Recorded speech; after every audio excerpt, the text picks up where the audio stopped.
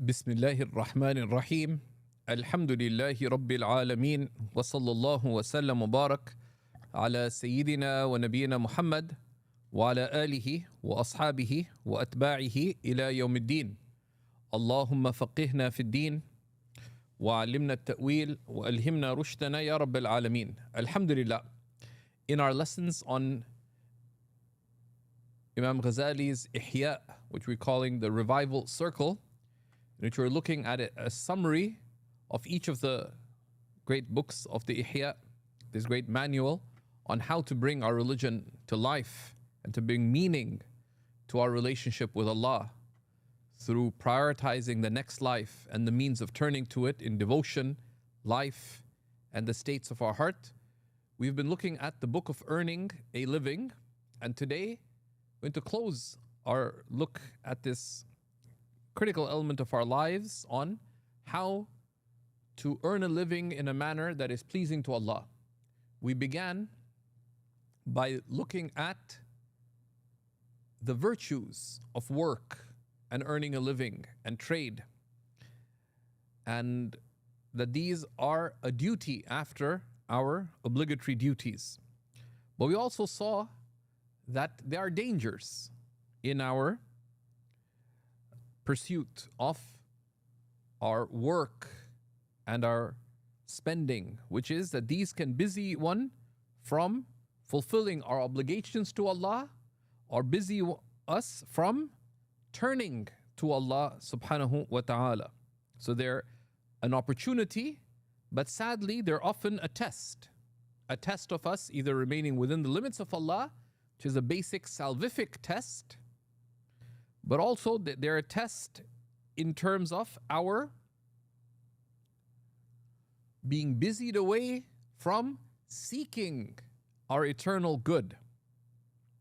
So we saw then in lesson 2 how to be just in our work, which is by fulfilling the rights of Allah and by fulfilling the rights of Allah's creation in our work and our spending. And we looked at the principles related to that.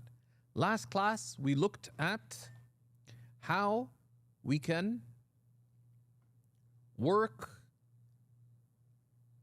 earn, and spend with excellence, right? And some of the key sunnahs related to that. And this is in the spirit of this quarter, or the second quarter of the Ihya of Imam al-Ghazali, which is on worldly duties, right? Because Imam al-Ghazali divided his Ihya into 4 quarters, each comprising of 10 books. The first quarter is on our beliefs and our devotional duty. The second, which is what we're in, is on the worldly duties. How can we be a servant of God in our worldly lives?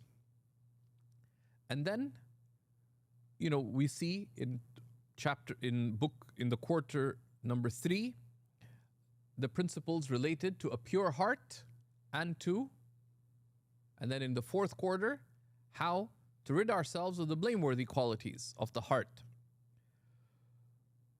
In this quarter on worldly duties, which are all kinds of matters that, if we're not careful, can make us worldlings, make us people who live this worldly life and increasingly forget the hereafter.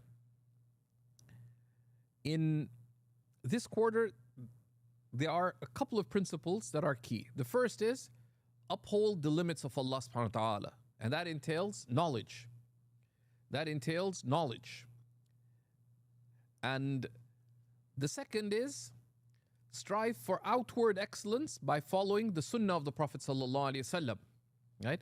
That anything we do, we should ask ourselves 2 questions. How do I do this? In a manner that's in obedience to Allah. What is the minimum required of me? And then do of the sunnah as much as you are able, right?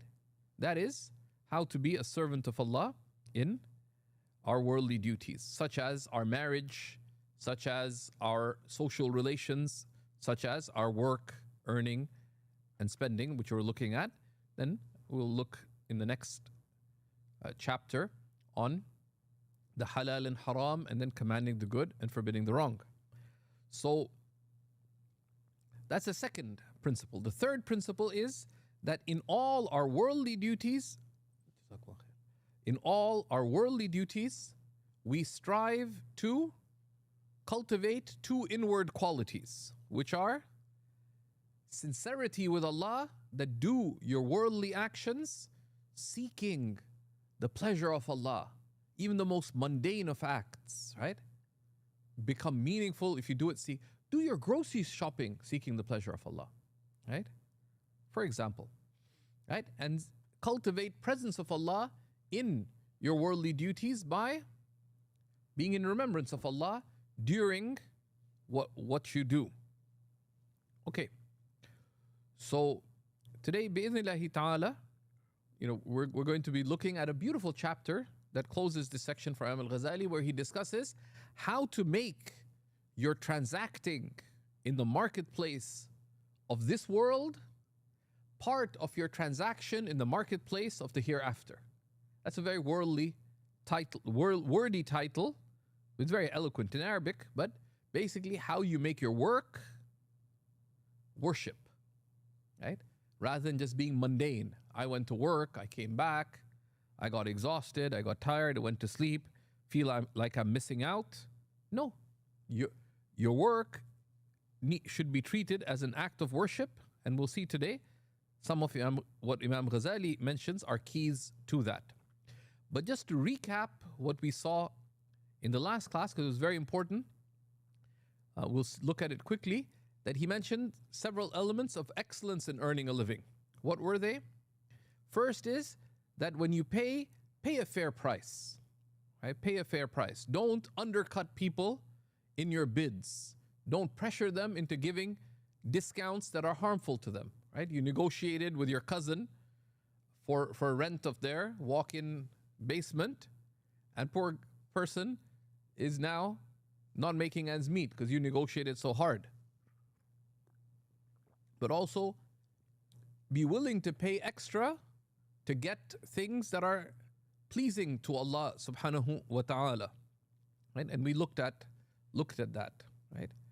Also, be willing to, so charge a fair price, be willing to pay a little more, right? Be willing to pay a little more. So charge a fair price, be willing to pay a little more, particularly if the person is, they themselves, they work ethically, they give ethical living wages to their staff. There are many meanings. They have good environmental practices. There are many reasons why you would perhaps pay a higher price, or just someone is struggling. Right? We gave many examples of that last time. I'd be willing to pay and accept a higher price. Number 3, pay in full and repay in full. Right? Pay in full and repay in full. Right? Don't agree to a price and then say, if I could get a discount, your uncle used to like me a lot, I was his favorite niece, whatever. No, you agree to a price, pay it in full. If you're going to repay, you repay on time, repay in full. Rather, the Prophet ﷺ said, the best of people are those who are best in repayment. Okay, so the believer should strive not only to repay in full, but you repay early. You repay with a gift or with recognition, with gratitude, right? And we saw the principles related to that, right? And all of this, one does it not just because one's a good person. We do these for Allah, right? Similarly, we avoid debt, right? That's from the sunnah of the Prophet ﷺ. We avoid debt, especially when it's not needed, when it's on frivolous matters.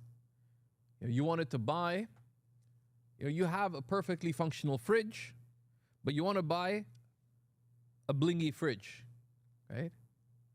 That I have to have the fridge that has the see-through freezer. Why? Because there's a smart marketing campaign. Then you got the see-through freezer. Now they have the fully see-through fridge. You can see everything that is inside. Guess what? Because if you can see what's inside, it's still closed. If you open the fridge, you can see what's inside. Then you get the one that has the digital inventory. It smartly knows everything that's inside the fridge. and gives you a freshness report. Right? Eventually, you just have to turn off your brain. Right? So you incur debts for frivolous things. You didn't need any one of those. When you get a fridge, get the best fridge you can and keep it. So that's one of the things that avoid unnecessary debt. And we discussed, if the debt is needed, right, to start your business, to do other things in permissible ways, you can pursue it.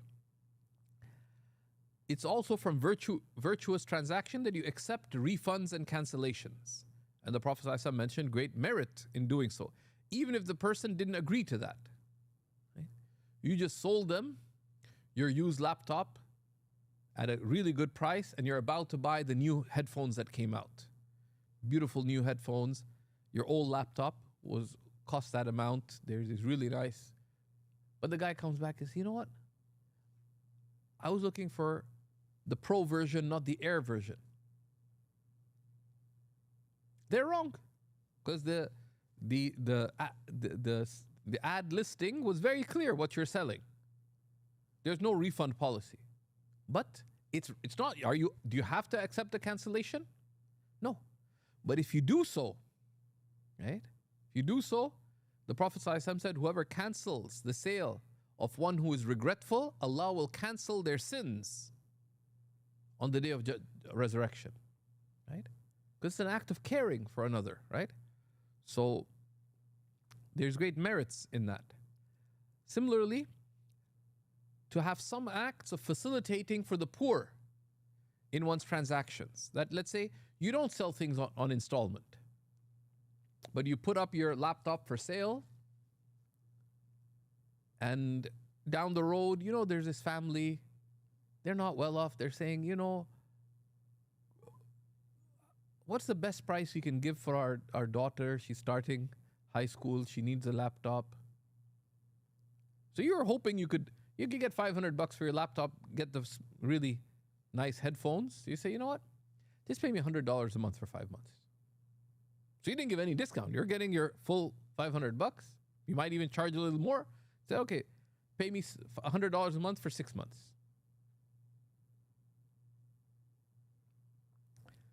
Now, you don't have to do that all the time, right? But once in a while, doing that is an act of tremendous reward from Allah subhanahu wa ta'ala, right? So this is, these are some of the principles that we saw last class, and we expanded on them, and there are many implications. But, Imam al-Ghazali closed the section with this powerful reminder that he said, in summary, transactions are a true test of people. And by them, the religion of a person and their real caution is found. Caution isn't by making wudu 10 times.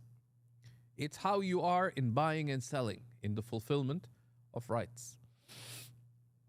So today, Imam Ghazali talks about a very important topic, right? Which is this: how do you make your work, right?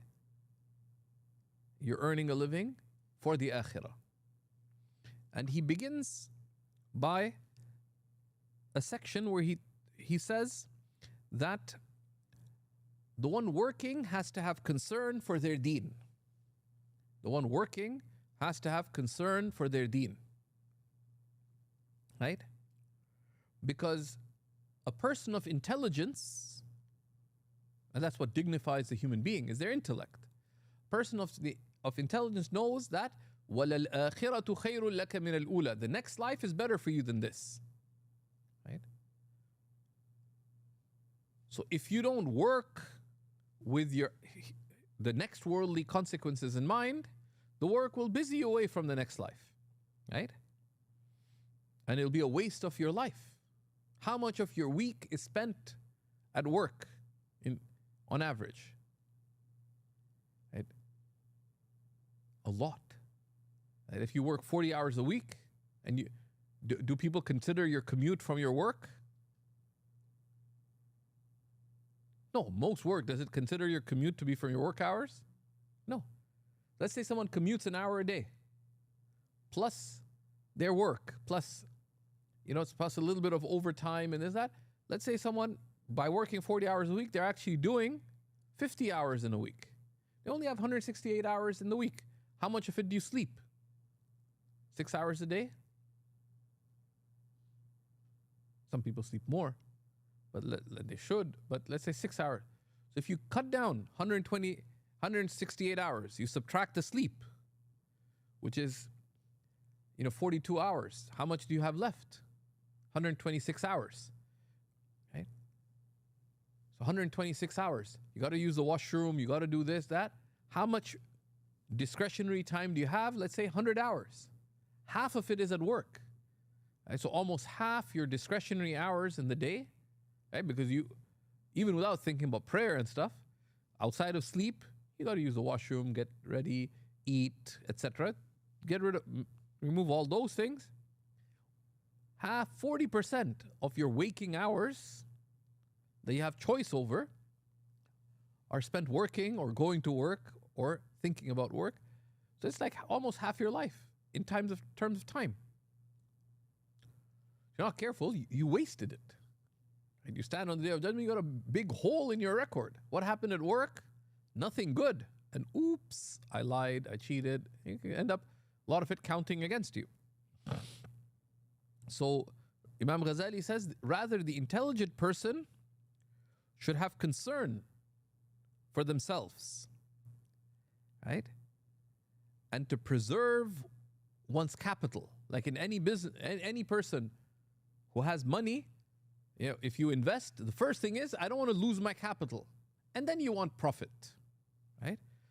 So, and what is your capital in life? Is your deen. Right? Like, what are you trading in this life?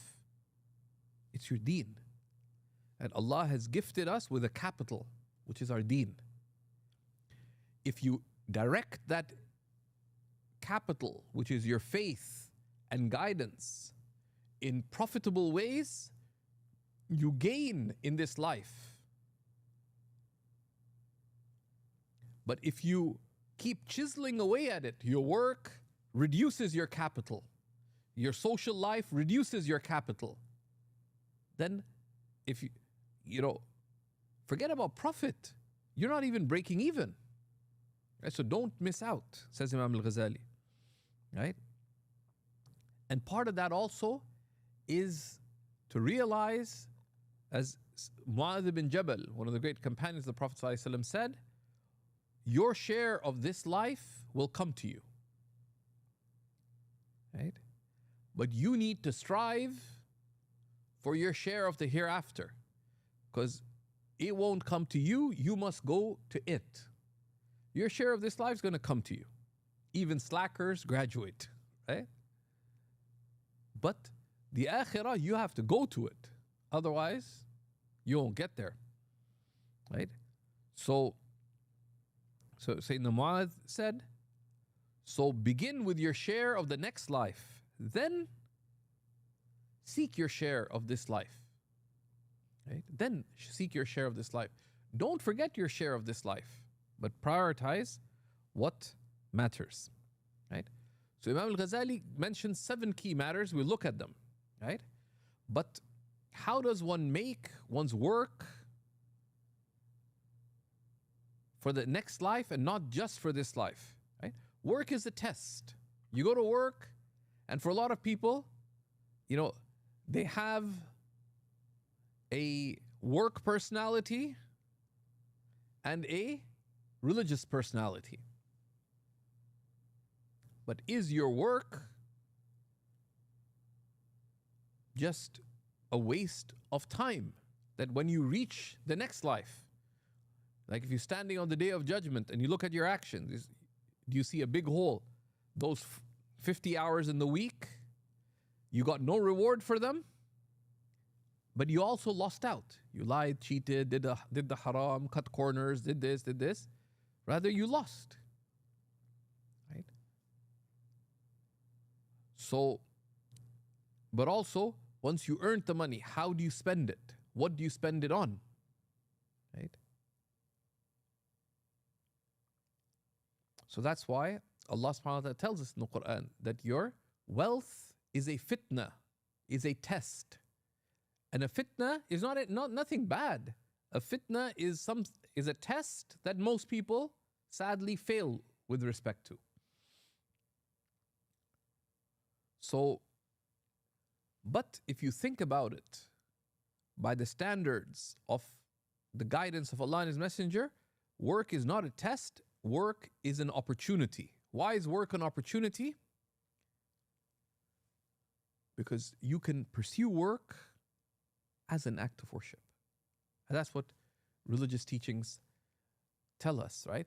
The believer, right? One of the scholars of Syria, people are describing the monks in their monasteries. So don't they worship more than us? So he said, the true believer carries their monastery on their back. They said, what do they mean? He said, wherever they are in worship of Allah. How? That's what we will see. Allah subhanahu wa ta'ala, when He describes in the verses of light in the Quran, Allahu nuru samawati wal ard. Allah is the light of the heavens and the earth. Right? مثل نوره كمشكات. Right? The example of His light is like a niche. Right? فيها مصباح, in which there is a lamp. The lamp is encased in glass. Right? With oil in it that is luminous as if a light, even if untouched by fire. Right? This light is cultivated in houses where Allah is remembered by morning and night. But in whom is that light found most truly? رِجَالٌ لَا تُلْهِيهِمْ تِجَارَةٌ وَلَا بَيْعٌ عَنْ ذِكْرِ اللَّهِ. By true believers who are not distracted from trade nor transaction, from being conscious of Allah and establishing their prayer, etc. So the true believers are engaged in their worldly concerns, but their hearts are busy with Allah. Right? In the business of life, they are busy with Allah. In their worldly concerns, their primary concern is the hereafter. So, and historically, it's not an accident why Muslim traders change the world. Because Muslim traders, and they tend to be pious, spread Islam. Why? Because they realize that much of the marketplace is unethical. There's lying and cheating and deception. There's wrongdoing and oppression. Right? There's all kinds of things. They said, no, we want to work in a manner pleasing to Allah. So what did they do? They stopped serving others. And they stood on their own 2 feet for Allah subhanahu wa ta'ala. So not only did they get next worldly good, because their work was an act of worship, but also was empowering, because they refused to be enslaved by wrongful and oppressive market practices. But they stood on their own 2 feet. And you see that throughout history. How did Islam spread to Indonesia? Traders. To West Africa, traders. But they weren't just any random traders. They tend to be righteous traders, because they're out there seeking a dignified living as true servants of God. That's much of the history of the spread of Islam was through traders who were seeking the pleasure of Allah. That empowered them. People would trust them because they didn't lie and cheat and deceive like others did. Right? So, before we look at the 7 principles of making your work an act of worship, some of the concepts here. One is work with intention. Right? Work with intention. Do not head to work except that you pause and make an intention. I am going to work seeking the pleasure of Allah. If you're driving a car, don't just start the driving car and then say, it was halal, I didn't cheat anybody. You can't cheat anyone anyways, because it's a metered system, right? Right? Like, do you choose your fares? No. Right? But can you control your intention? Yes. How long does it take to make a real intention?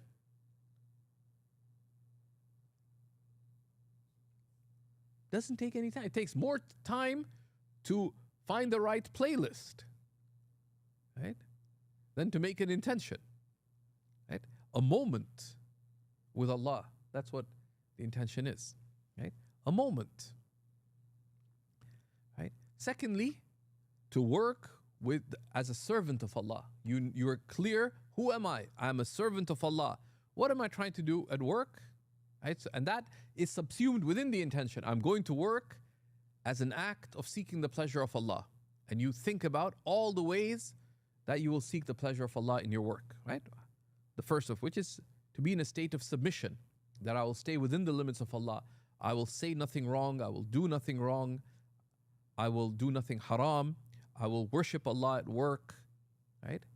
Thirdly, follow the sunnah. So you intend at work to uphold good character, to have sincere concern for others, right? To strive to work with excellence, to be of benefit to one's employer, to one's clients or customers or those served, right? Right? And to be able to do these three things, one requires knowledge, and one requires knowledge. Very often, people want fancy knowledge. I want to read about the history of the Suhrawardis in Bhopal. Are you from Bhopal? No. Why? Because I had a teacher who was from Bhopal and he said he was Suhraward. What does that have to do with you? That's curiosity. It's not religious knowledge. What is religious knowledge? What you need to turn to Allah where Allah has placed you, which is not a lot, but it's very meaningful. It's very meaningful. Right? Whereas the other thing, you read out, oh, there's these wonderful stories and very interesting details. By the end of it, does it change your life in any way? No. So seek beneficial knowledge, which is knowledge that enables you to turn whatever you do into an act of worship. Right? The fuel for this, right? The fuel for this, like to be able to turn work into an act of worship, is establish worship in your life in general. Right? Right? That part of the wisdom of having obligatory works of worship in our day is to bring the meaning of that worship into all of one's life. Right? The obligatory prayers are required, but they cultivate in us the consciousness of Allah, the commitment to seek His pleasure, the commitment to keep turning to Him, the commitment to be grateful to Allah, the commitment to love Allah subhanahu wa ta'ala. So if we pay attention to our worship, right, in life in general, but with the intent to bring slavehood to Allah into all our life, this fuels our ability to treat our work as worship. Secondly, paying attention to having some worship of Allah in the beginning of end of the days. Right? Right? And Allah subhanahu wa ta'ala tells us about this in the verses of light. Where is the light of faith found? في بيوت أذن الله أن ترفع ويذكر فيها اسمه. In houses that Allah has permitted to be established, which either refers to the mosques or one's own house. Right? Well, where Allah's name is mentioned. How? Either through the prayer, because that's the obligatory mentioning of Allah in one's day and night, or remembrance in general. يُسَبِّحُ لَهُ فِيهَا بِالْغُدُوِّ وَالْآصَالِ رِجَالٍ. Allah is glorified there by morning and by night, by accomplished ones, by true believers, whom neither trade nor transaction busies from the remembrance of Allah. So establishing the prayer, but having some remembrance of Allah in the morning and in the night. Right? Because if you begin your day with a little bit, it doesn't have to be a lot, even a few minutes of after your Fajr prayer, you engage even in a few minutes of remembrance, Quran, reflection. And we talked about that when we looked at the spiritual routines previously. You do that, and one of the key things you do by morning is to resolve to worship Allah in your day, both in your acts of worship, but in your work. You make that commitment in the morning, and at the end of the day, you review, how was my worship? How was my work? And if you found good, I would do a whole bunch of shady things at work. I stopped doing them today. Well, for half an hour, then I did it. So the half hour you thank Allah, the other half hour you make istighfar. So I'll do better tomorrow, inshallah. Make dua. So you cultivate worship of Allah, and one of the greatest acts of worship is reflection. Right? The third is keep your tongue moist with the remembrance of Allah during work. Right? Most of work is not in hyperdrive. There's times we have to give full attention. Other times, you could remember Allah, nothing preventing you. What are you lost in? Right? What are you lost in? You're driving. Do you have to blow on the steering wheel? To drive? No. Sometimes or you're in a meeting.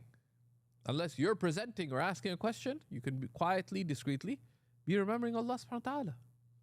Nothing preventing you. You don't have to say, SubhanAllah. You don't have to shake your head and pretend you're in some kind of, like dhikr gathering. Quietly. Can you tell I was making dhikr? No, you're just discreetly moving your tongue in remembrance of Allah. Nobody can hear. Right? And there's nothing preventing you. The Prophet ﷺ said, keep your tongue moist with the remembrance of Allah. Right? And connect to knowledge and the people of knowledge. Right?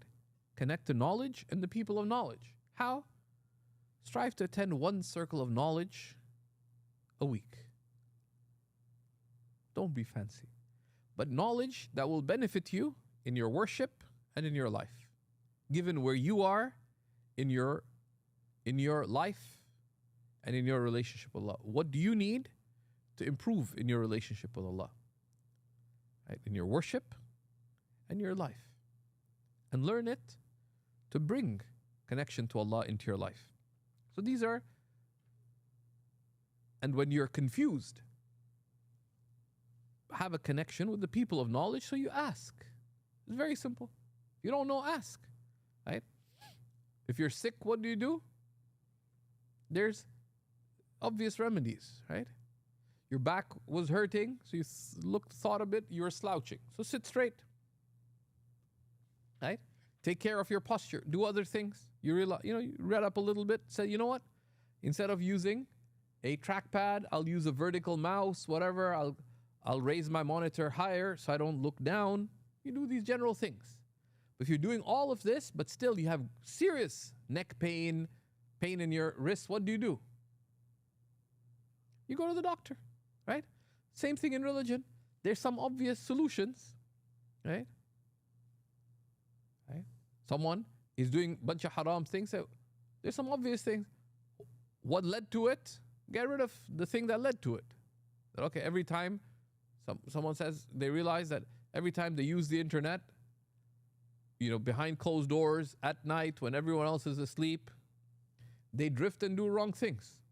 So what do? Don't use the internet past a certain time.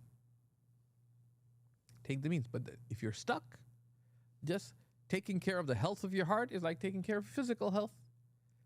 There's some common sense self-treatment, and sometimes you need help. And that help is not from weakness, it's from strength. Because at the end of it, you'll be better. And sometimes you feel weak. We had a teachers meeting, one of our teachers, poor guy, broke his tooth. And I felt sympathized because I had that same situation. And he's scared of the dentist. Because as a child, he went to a bad dentist, and it was pretty traumatic. I had a similar experience in Spain. I used to be very scared of doctors. At the end, I only went to a doctor to a dentist here who's a friend from university. But my friend, he's a very respected scholar. He was so scared, he took his wife with him. He was actually holding her hand during the dental procedure. Right? And he was crying. He said, I was crying so much, my shirt was soaked wet. I thought it was hilarious, right? But sometimes you need help, right? You need help in your deen. You're stuck. Don't try to be tough. Go with help. Tell your friend that, you know what? I'm embarrassed to ask the Shaykh, the teacher, whatever. Can you come with me? The Sahaba did it. Sayyidina Ali bin Abi Talib had some questions that he felt were embarrassing for him to ask the Prophet ﷺ, because it had to do with his family life, and he was married to the daughter of the Prophet ﷺ. So he took one of the companions with him, and the other man asked the question on behalf of Sayyidina Ali. So you take the means. You take the means, but you connect with knowledge and the people of knowledge. Why? Because knowledge makes one's life easier, right? Because what is true ease? You have clarity on how to seek the pleasure of Allah subhanahu wa ta'ala in your life. That's the ease that knowledge provides. You leave confusion, you leave the darkness of confusion into the light of clarity, and then into the light of confidence, then into the light of certitude, right? Then from that to the light of closeness with Allah subhanahu wa ta'ala, right? Light upon light. So Imam al-Ghazali mentions 7 keys to worship, right? 7 keys to make one's work into an act of worship of Allah subhanahu wa ta'ala. The first of these, right, that make your intention in whatever work you do to fulfill a communal obligation. Because anything that you do that is permissible is actually fulfilling a communal obligation, a fard kifaya, directly or indirectly. Right? You're just driving, let's say you're doing delivery. Now if you conceive of food delivery as just being a luxury, do people have to order food from outside? If you had to honestly advise them, would you tell them, buy food from outside? Not because you want to make some money out of it, yeah, but like seriously, no, you say it's probably better to eat at home, right? But, so a lot of people treat their work as mundane. But what is by delivering food from others, how are you helping fulfill a communal obligation?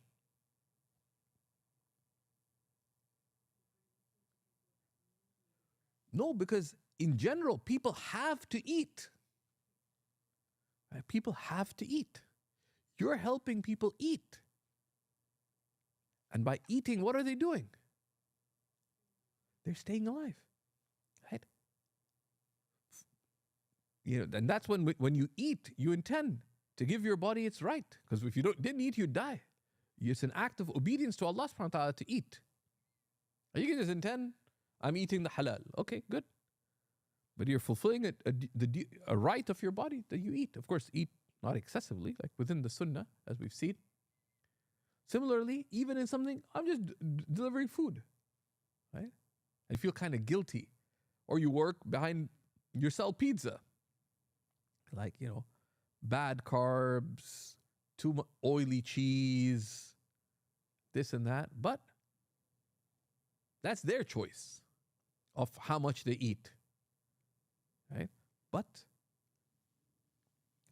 there's a communal obligation being fulfilled. Now if you think about it that way, you could say, well, I could do better. Rather than this serving oily pizzas there, if I really want to make my working in the food business for Allah, I'll serve wholesome food. I'll serve tasty food, but that's good for people. I'll source it from good place. Like, you make high intentions in it, right? I was seeing this documentary some time ago about a very simple street side restaurant in Pakistan. Extremely successful, long lineups. But anyone poor who comes, they feed him for free. Very famous. Make good intentions. And it's ridiculously successful. A lot of people go to it Because they have the regular lineup, and anyone poor who comes, they feed. They don't ask too many questions. People actually give them money because they're also feeding the poor. But they made a good intention behind it. Right? And it's ridiculously successful. Right?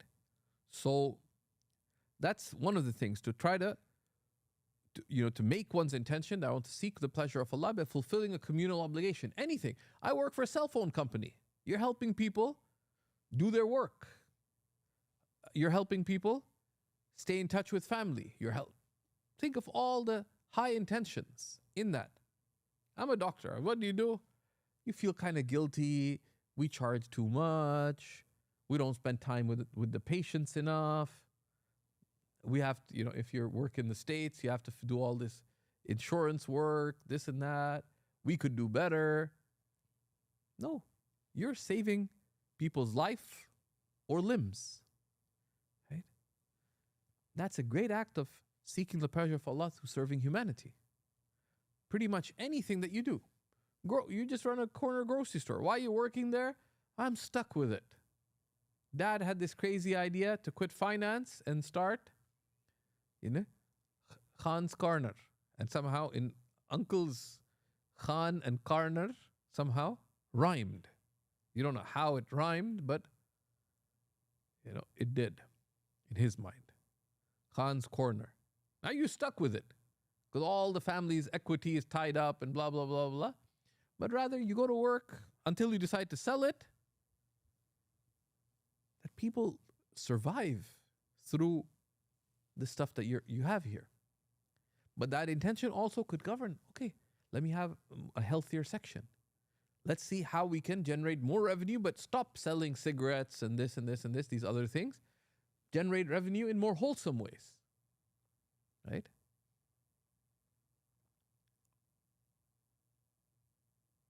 So that's the first thing, to have good intentions, right? When you begin, and to renew them every single day. Right? To also have the intention to be free of need of asking others for financial assistance. Right? To be able to provide for my family in lawful ways. Right? Which is a type of jihad. And you make the intention also to be of benefit to others. You make the intention that I want to have nasiha, sincere concern for the good of others. My employers, my co-workers, my staff, the customers, right? So it becomes an opportunity, right? And that I want to go to work seeking for all creation the good that I seek for myself, right? And to uphold justice and excellence in all my dealings in the ways that we described. So you make many intentions. And so you head out to work every day. I want to work seeking the pleasure of Allah by all these intentions. And by gratitude to Allah. I want to make my work, do my work in a manner beloved to Allah. I want to excel in my work for these reasons. Seeking the pleasure of Allah. So it's not just, because you can excel and just become arrogant. No, I want to excel in my work in order to be able to fulfill these targets, right? I have a Sudanese friend who wanted to get into a surgery program when we were at university. Why? He's already a doctor, but wanted to do the specialization because he was already there are two doctors living together. Two guys in a small little flat. 90% of their earnings they're sending to rural Sudan to build schools and hospitals. And they're living in poverty here, but very happy. They had a clear sense of purpose why they're earning. And he was working hard to get better work, wanted to be of greater service to people through the work itself, but he had intentions of why he wants to earn. Right? Right?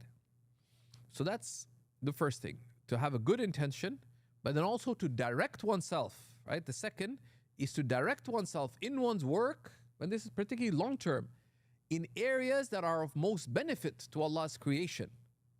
as facilitated. Right? Right? So that a lot of people feel miserable.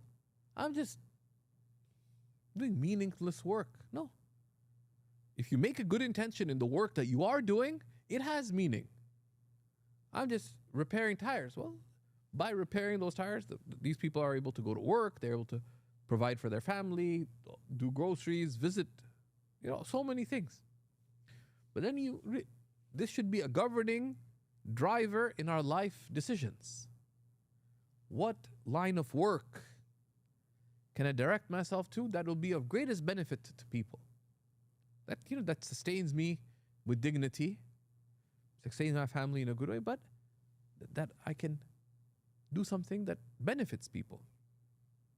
Right? Third, that never accept anything in your work that is harmful to your religion. Right? Right? And make choices related to work that facilitate for you next worldly good. Right? So let's say you attend some classes that you find benefit in. You manage to volunteer at the masjid.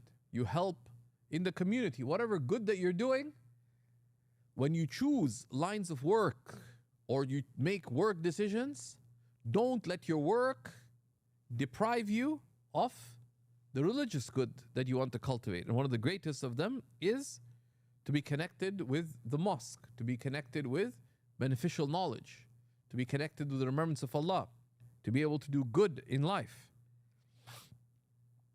Right? That's why Imam Ghazali says that's why you should begin and end your day with the house of Allah. Right? Begin the day with Fajr, with the worship of Allah. Ideally in the house of Allah. End the day in the worship of Allah, in the house of Allah. Then that helps one make one's engagement in the marketplace of this life, gives you context to your days and lives. Right?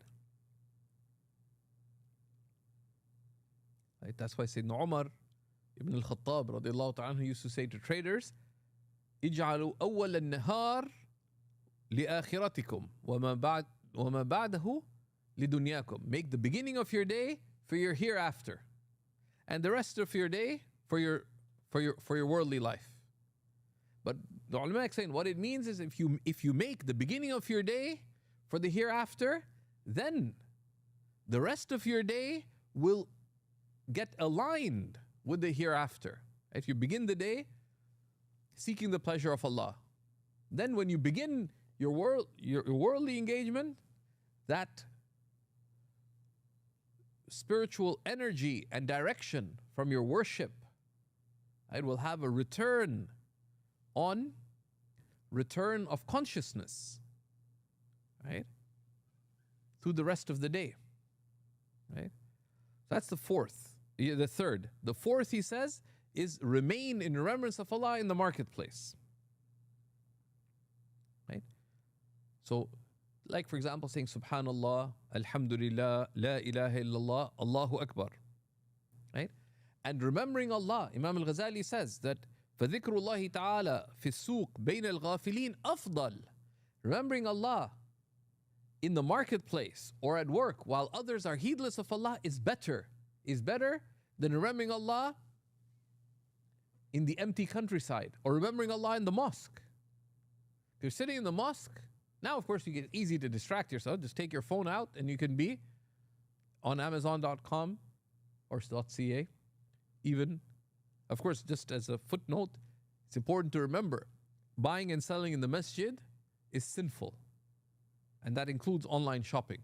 If you're sitting in the masjid before Jummah, don't buy anything. You need to use the phone for something critically important, but there's no reason to distract yourself in the masjid, right? And if you really needed something, there's many other ways. So, but the Shaykh mentioned a good book, yeah, but you also you found out there's this organic sugar-free ginger ale that's just come out. You could have ordered it after too, right? The fifth, that don't be excessively avid in the marketplace. Right? And one of the things is that don't overdo it. Maintain a balance between your work and your worship and your other life responsibilities. Right? So they say that don't be the first person to enter the marketplace and don't be the last person to leave it. That's over avidness. Because the believer maintains a praiseworthy balance for Allah. Right? The sixth is don't just avoid the haram, but also avoid doubtful, disliked, and blameworthy things. How? On the basis of knowledge. Right? Know the limits of Allah and avoid those things. Right? Avoid those things in life. In life, but also at work. Right? That requires knowledge. If you're working, if you're investing, know the limits of Allah. But Imam Ghazali says that if you care about the hereafter, don't just look at legal rulings. Because the legal rulings tell you the minimum. Right? It's like if you're studying the fiqh of worship, what's the minimum awrah? What's the minimum that a man must wear? Between navel to knee. But is that the proper dress for a man? Imagine if people opened the navel to knee society of Mississauga, KNSM. A navel to knee society of Mississauga. What they do, they give Muslim men towels above the navel, below the knee. Are they naked anymore? No. Would you be comfortable standing next between two men at the masjid wearing towels? No. Right? Because the minimum is not the right thing to do. The minimum is just the minimum. Very often we view the religion and even legal rulings. How do we invest? Okay, don't do this, and you're fine. No, that's the minimum. Right? So he says, don't just follow legal rulings, but rather ask your heart. Ask your heart, meaning go beyond the minimum, that what choices are going to be pleasing to Allah, and pursue them. Right? Right? So, for example, look at whom you're dealing with. Are they a wholesome person? Look at what you are selling. Is this wholesome? Right? Look at the line of work you're in. Is this the best facilitated way you could work? So make choices not only on what you can get by on, but what you can get the pleasure of Allah through. Right?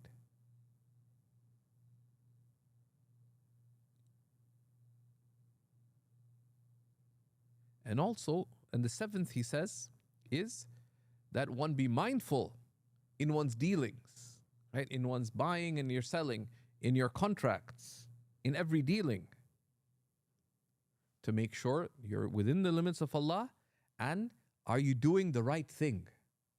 Is it within the limits, and is it right in every transaction? Because be watchful in your dealings, because you are being watched over. Right? You are being watched over. And the key to that is mentioned by the ulama, that they would say that if you want your spiritual practice to bear fruit, then be in dhikr of Allah in your buying and selling. Shaykh Abdul Rahman al-Shaghuri rahimahullah would mention that. If you want your Quran, your prayer, your dhikr in your day to be a benefit, when you buy and sell, be in remembrance of Allah. Right? Strive to make choices. You go to buy some donuts, and you say, rather than buying donuts, I'll buy Timbits for my daughter. Probably more pleasing to Allah. Right? They say, I'll buy a donut anyways. Right? So make choices that you watch over yourself in the critical transactions. You're about to accept an offer. Watch over yourself, right? Is this within the limits of Allah? Is it pleasing to Allah? And what helps with that, before entering into a transaction of buying or selling or a contract or accepting a job offer or making a job offer, try to remember Allah subhanahu wa ta'ala a little bit. Because that helps one think about the pleasure of Allah subhanahu wa ta'ala. Right? So Imam al-Ghazali says, so in summary, the one earning a living needs to consider being just in one's work and to strive for excellence and to care for their religion and to care for those that they're dealing with. These are 4 qualities, right? To care, to remain within the limits of Allah, that's to be just. Secondly, to strive for excellence in their work, right? Number 3, to care about their deen, right? In these 7 ways that we looked at. And if you do all of this, you are of the best of Allah's servants, bi'idhnillahi ta'ala, right? Because the best of Allah's servants, they're in the marketplace of this life, but their hearts are with Allah subhanahu wa ta'ala, right? That's the potential of life. Ibn Arabi, radiallahu ta'ala, who mentions that one day he was in Mecca, he saw 2 very strange things, right? He was making tawaf and he saw an elderly man in the final years of his life, frail and weak, hanging on to the drapings of the Kaaba. And all he was asking Allah for was worldly matters. Oh Allah, I need more money, I need to do this, I need this, I need this. It's like a shopping list of worldly requests. Even though you're in the most blessed of places. And he paused and reflected on that. Right? That not one supplication of that elderly man was for the hereafter. Not one supplication was for his relationship with Allah. It says then, after finishing his tawaf and its rituals, he went to the marketplace, just outside the masjid. And in the hustle and bustle of the marketplace, there's a young man in the fullness of his youth, buying and selling and trading, immersed in worldly activity. But through all of it, his tongue was not silent ever from the remembrance of Allah subhanahu wa ta'ala. And he could feel a real sense of presence of heart in this young man with Allah subhanahu wa ta'ala. So who was in worship? Who was with Allah? The one hanging on to the Kaaba, thinking only of this world, or the one immersed in the world, but thinking of Allah subhanahu wa ta'ala? Right? So that's the opportunity. So Imam Ghazali gave us these 7 keys to make one's work an act of worship. We'll just recap them quickly. The first is intention. Make high intentions through your work. Right? And we mentioned many of them. Make the intention. I'm working to seek the pleasure of Allah subhanahu wa ta'ala by earning the halal, to fulfill community obligations, to be of benefit to others, to be of assistance to others, etc. Direct yourself. Secondly, direct yourself to lines of work where you are truly benefiting others. Thirdly, that don't accept anything in your work that would harm you in your hereafter.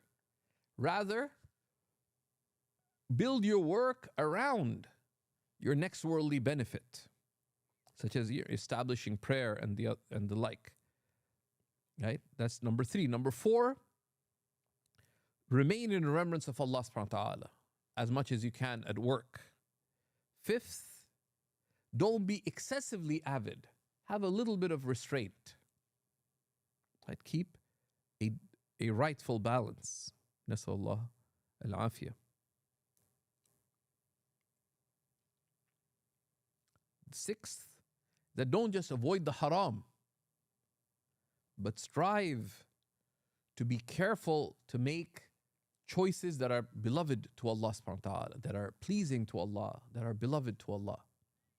Seventh, be mindful of Allah in your buying and your selling, when making contracts, agreements, negotiations, etc., that you strive to be pleasing to Allah subhanahu wa ta'ala thereby.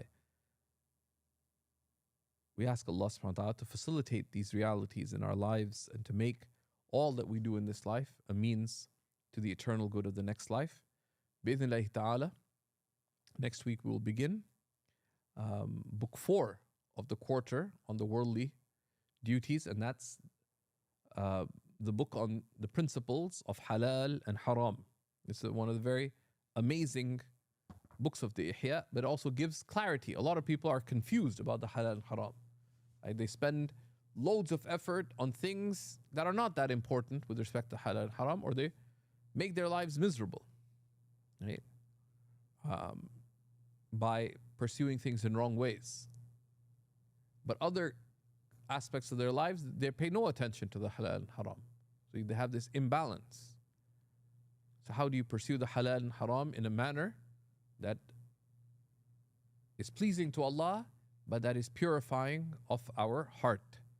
So we ask Allah to facilitate that for us. Wa sallallahu ala Sayyidina wa Nabina Muhammad wa ala alihi wa sahbihi wa sallam. Walhamdulillahi Rabbil Alameen. Do we have any questions, inshallah?